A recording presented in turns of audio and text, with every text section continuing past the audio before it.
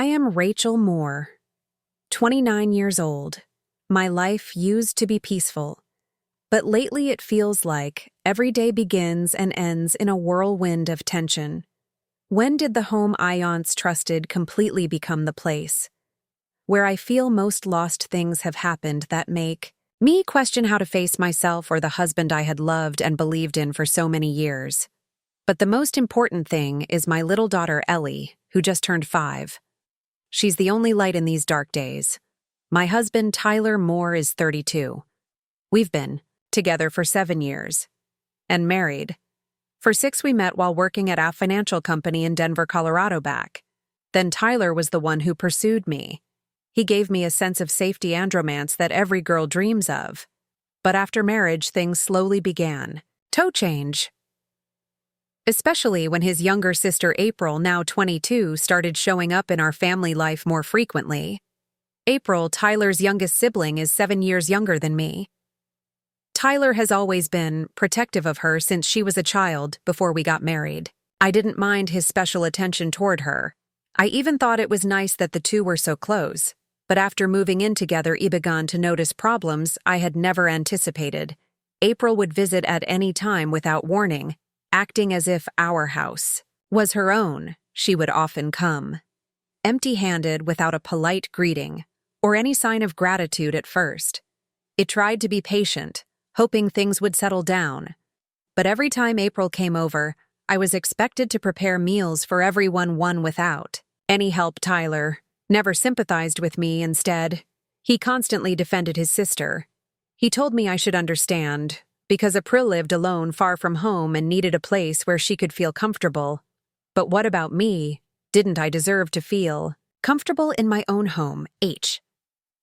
Since Ellie was born, I reduced my work hours to have more time to care for her. However, even working part-time still takes up a significant portion of my schedule. Tyler, though, seemed oblivious to the pressure I was under. On days when I longed for rest, April would unexpectedly show up, bringing with her unspoken demands I couldn't refuse. Gradually, I felt like a servant in my own home, and the most heartbreaking part was seeing Ellie, always well-behaved and trying to gather father's attention, only to be ignored whenever April was around. These small changes accumulated day by day, turning into a constant simmering sadness. I didn't know how much longer I could endure, but I also didn't want Ellie to sense the tension. So I kept telling myself to hold on a little longer, waiting for the right moment to solve everything. However, life didn't allow me to wait much longer.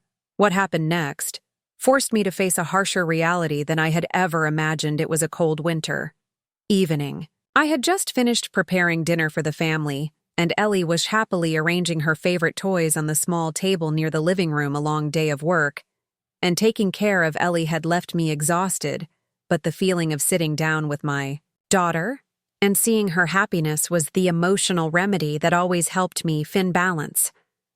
Just then, the doorbell rang. I didn't even need to look to know who it was. As expected, April showed up. Unannounced, she walked in as if she owned the place without so much as a greeting or thank you. "Where's Tyler? I just got back from the mall and have to tell him all about today," she exclaimed loudly, not even glancing at me or Ellie. Tyler stepped out of his home office, his face lighting up when he saw his sister. He hurried over to greet her as though they hadn't seen each other in ages, even though she had visited just a few days earlier. I sighed quietly and set another place at the table for April, even though no one had asked me to. As everyone sat down to eat, they didn't wait for me. Tyler and April were already deep in conversation about new designer brands, while Ellie quietly ate her food here. He's looking at me as if to ask, "Why isn't Dad talking to me?" Later, as I was washing the dishes, Tyler suddenly called out from the living room, "Rachel, go out and get a chocolate cake for April. She said she's craving one." I froze for a moment and glanced at the clock. It was almost 9 p.m. Freezing cold outside, and Ellie needed to go to bed soon. "Tyler, it's really late. Can it wait until tomorrow?" I tried to keep my tone calm, but Ty immediately became irritated. "You're always like this. It's just a small thing and you make it difficult." April doesn't ask for much. A lump formed in my throat, but I didn't want to scare Ellie reluctantly, I grabbed my coat and decided to take Ellie with me. I didn't want her to stay in the house.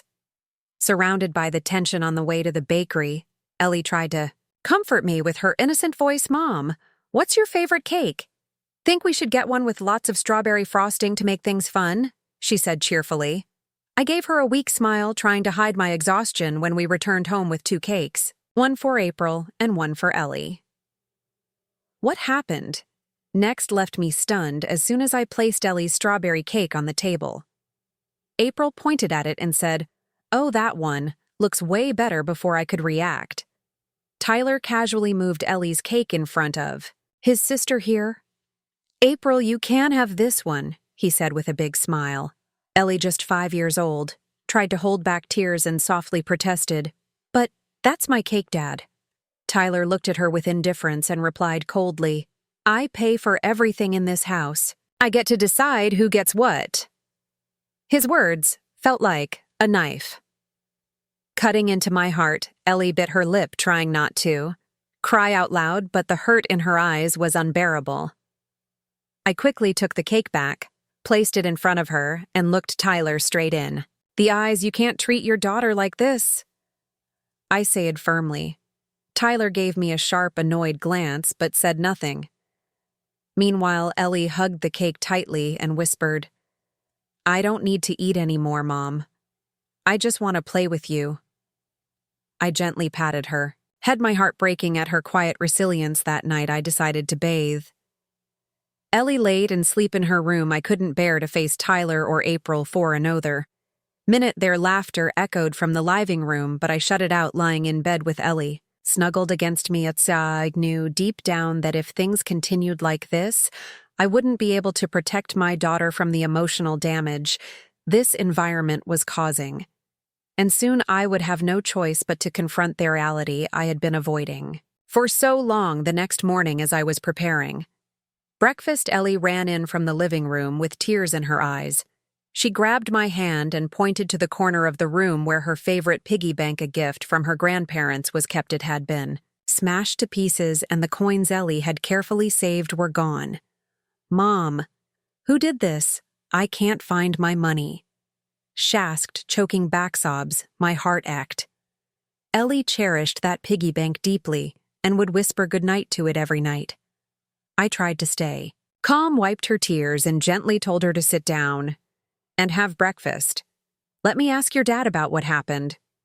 I reassured her, though inside, I was filled with suspicion when Tyler walked into the kitchen. I immediately confronted him about the piggy bank. He shrugged as if it were no big deal. April needed some money urgently, so I told her to take it from there. "Why are you making such a fuss?" he replied coldly. I couldn't believe what I was hearing. How could he so casually take the money?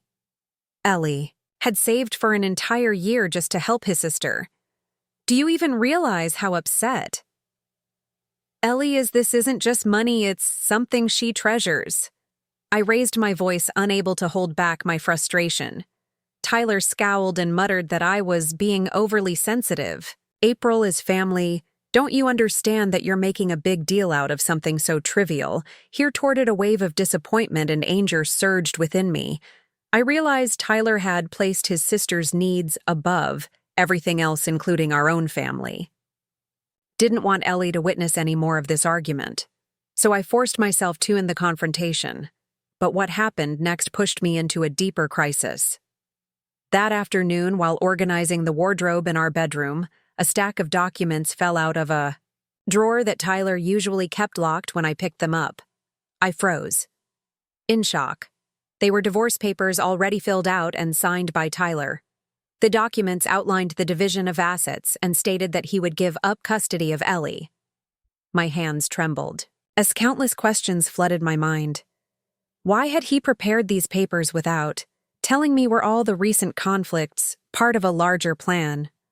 I recalled the times when Tyler had pressured me to quit my job and be a full-time homemaker, repeatedly emphasizing that I didn't need to keep my own money. He had even suggested that I sign a post-nuptial agreement about shared property. Now it all made sense. Tyler wanted control over my finances to use them for April's debts. he probably thought I would never discover his plan. But now that I knew I couldn't remain silent any longer, I decided that I had to leave this house. Immediately, I couldn't let Ellie grow up in an environment full of lies and justice. I gathered some essential belongings and took Ellie to my parents' house, which wasn't far away. As soon as we walked in, my mom saw the distressed look on my face and gently asked, "What happened, Rachel?" I told them everything about April Tyler and the divorce papers. I had discovered my dad, who was usually calm, couldn't hide his anger. "You did the right thing by bringing Ellie here. We won't let that man and his sister hurt you anymore," he said firmly. My mom hugged both me and Ellie and softly whispered, "Take a rest. Rachel, you're safe now." I felt a sense of relief but knew this was only the beginning of the legal and emotional battle ahead. I wasn't afraid anymore. For Ellie's sake, I would do everything to protect her and reclaim the life we deserved. I sat in my parents' living room, burdened by thoughts of what I needed to do next. My dad reached out to a friend who was an experienced lawyer specializing in divorce and child custody cases. I knew this wouldn't be a quick or easy process, but the support from my family gave me a sense of security. After Justone meeting with the lawyer, I was given clear instructions on how to gather the evidence needed to protect myself and Ellie. Rachel, the most important thing is to record Tyler's words and any unusual behavior. Especially when he talks about finances or custody, this will be crucial evidence, the lawyer advised. That evening, Tyler kept calling me repeatedly. I finally decided to answer to assess the situation. He started the conversation with a seemingly gentle but loaded tone. "Rachel, where are you? Come home, we need to talk," he said as if nothing had happened. I remained calm, pretending not to know about the divorce papers. "I don't see anything to talk about. I need some time to think," I replied shortly. After a few minutes of back and forth, Tyler lost patience. His tone shifted to criticism and blame. "You really think you can just leave and take Ellie without any consequences?" he said, his voice growing harsher. I quietly activated the recording feature on my phone. He continued, "You know how bad things are financially for me and April. We're in trouble and I need your money. If you don't help, you'll see how those divorce papers work in my favor." His words confirmed all my suspicions. Tyler and his sister were drowning in debt, and he intended to use me as a financial lifeline. After the call, I sent the recording to my lawyer, who responded positively, "This is excellent evidence. Rachel will use it to negotiate both custody and asset division," he reassured me. A few days later, I received more information from Tyler's parents. Apparently, they had also learned about the significant debt April had accumulated due to her gambling and reckless shopping habits. Tyler's parents were deeply disappointed to discover that their son had co-signed loans for April, dragging both of them into a financial crisis. In a brief phone call, my mother-in-law didn't bother to hide her frustration. "Rachel, I'm sorry for what Tyler and April have done. Our family will no longer support them," she said with a stern tone. This only strengthened my resolve. Tyler and April now had no other financial support to rely on but me, and I wasn't going to let that happen. I began working closely with my lawyer to complete the legal process. The divorce papers were officially filed in court, along with evidence of Tyler's behavior, including the phone recording and other documents. Tyler had not expected me to act so quickly and decisively. He started calling and texting me more frequently. Sometimes he apologized, and other times he threatened me, but I ignored every call. I knew his shifting behavior was a sign that he was losing control. My lawyer also advised me not to let myself be emotionally manipulated during this phase. In the following days, life at my parents' house began to settle. Ellie gradually became happier, her worried expression from our old home fading away. I spent more time with her, taking her to the park and reading bedtime stories. These moments reminded me that I was doing the right thing, not just for myself, but for Ellie as well. Eventually, Tyler had no choice but to sign the divorce agreement. My lawyer negotiated terms where he agreed to pay $400 in monthly child support for Ellie and had no right to interfere in her upbringing in a final phone call. Tyler admitted defeat. Rachel, I was wrong. I'm sorry, but I guess it's too late to fix anything now. I just hope you'd be happy. He said. I ended the call, feeling a wave of relief for the first time in what felt like forever. I knew this wasn't a perfect ending, but at least Ellie and I had found peace. This was a new beginning for us, and I would never let anyone destroy it again.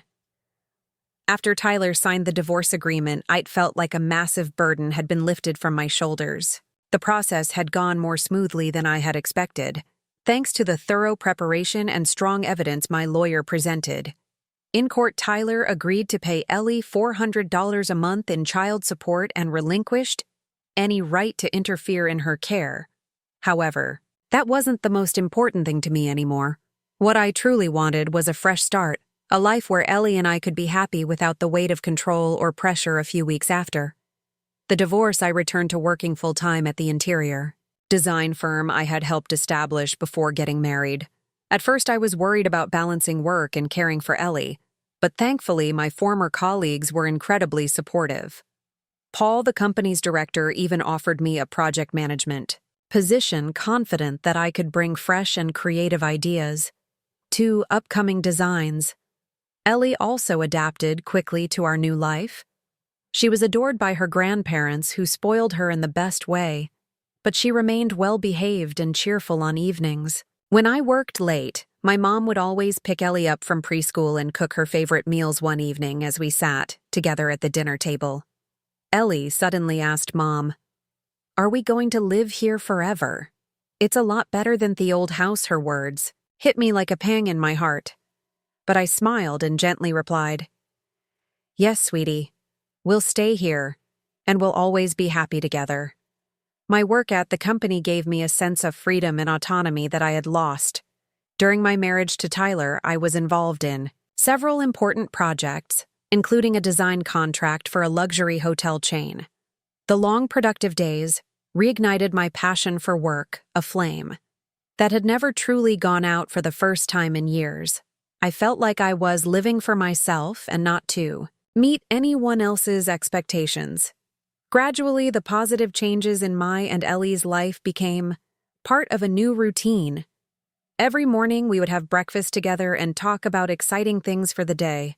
Ahead, Ellie eagerly shared stories about her new friends and games. At preschool on weekends, I often took her to the park museums or the movies we created, beautiful memories slowly healing the scars left by our past. One day, while sorting through old documents, I came across a wedding photo of me and Tyler. Looking at the face in the picture, I no longer felt sadness or regret. Instead, there was a sense of calm and relief. I'd overcome the pain, and that gave me confidence in the future. I knew I wasn't alone on this journey. My family, friends, and most importantly, Ellie had all helped me rediscover myself. I decided to host a small party at my parents' house to thank them and celebrate the beginning of a new chapter in my life. Ellie was thrilled to help me decorate and choose the food for the party. Surrounded by the laughter and warmth of loved ones, I realized that I had truly made it through the hardest part. This was where I belonged, and I was no longer afraid of challenges ahead. At the end of the party, my mom hugged me and whispered, "You did it, Rachel. Now go live a happy life." I smiled, feeling a deep sense of peace for the first time. In a long while, I knew there would still be unexpected challenges ahead, but now I was ready to face them. I would continue building a future for myself and Ellie, a future we both deserved. Rachel Moore's story is one of healing, freedom, and happiness after enduring years of control, injustice, and betrayal from her husband. Rachel bravely stood up to protect herself and her daughter. She chose to divorce, rebuild her life with her family, support, restore her career, and provide Ellie with an environment filled with love and security. Her journey highlights the power of inner strength, resilience, and the importance of reclaiming one's worth after deep emotional wounds. What are your thoughts on Rachel Moore's journey and the choices she made to protect herself and her daughters? Share your thoughts below. Don't forget to follow the channel for more inspiring and heartfelt stories about family life.